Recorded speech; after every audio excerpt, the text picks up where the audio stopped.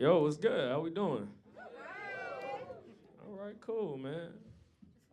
I'm good too. Thanks for asking. I appreciate it. Nah, it's too late now. Don't ask me how I'm doing now. No, I'm good. I'm good, man. I recently got out the military. That was cool. No, yeah, you ain't got to do that. I wasn't fighting for your freedom at all, actually. Yeah. It was weird, man. It was hard being the only black guy in the Chinese Navy, right? Like, yeah, man. Got fresh Nikes, hot off the presses, though. That was good.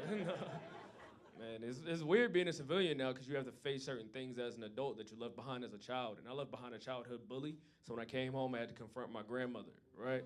Uh, Hands down, my biggest hater in life, dude. She had this thing, she would tell me, she was like, Trey, women will never like you, dude. You gain weight like a bad bitch.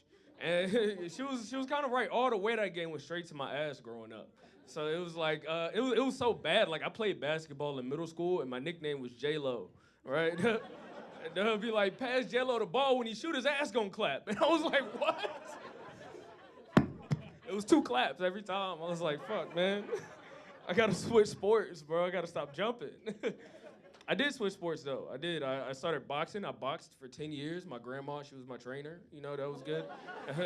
And that's not even a joke. She's tough. She's old school. She had this thing she would do, like, if I didn't get a medal that was, if I didn't get a gold medal, she would throw that medal in my face. Anything but gold, she would throw that medal away.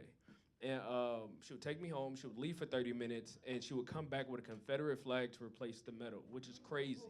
And this was her logic. I'm gonna tell you why. She was like, if you're celebrating anything but first place, this is what you're aspiring to be. And she would hold the flag up. She was like, these people celebrate second place all the time holding this flag. So I'm gonna replace this medal, I'm gonna put it up in your room, and you can picture rising again like the South. And it's it's crazy, right? Because, like, I can't take people to my childhood bedroom because there's just 18 Confederate flags on the wall. It's hard to explain, man. It truly is. But I'm good, though. I'm good now. I recently had my first professional acting gig. That was cool. Yeah, thank you. I appreciate it. It doesn't even deserve that much. It was a corporate training video. You know, it was it was cool. And huh? Who did I play? I'm gonna tell you. I was afraid to do it. I looked at the casting sheet, and it was just me and a middle-aged white woman, and I was like, "This can't go well for me," you know. Like, in no scenario am I gonna be the good guy. And they also sent me an email. They were like, "Trey, there's not gonna be a script. You're gonna have to improv any scenario we give you." And I'm scared. I was scared that it was gonna be a sexual harassment training video.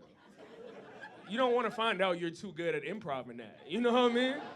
Like, after the first take, they're like, actually, bro, we good for the day. You know? You did amazing, man. And I was also scared because I had to send my headshots in for this video.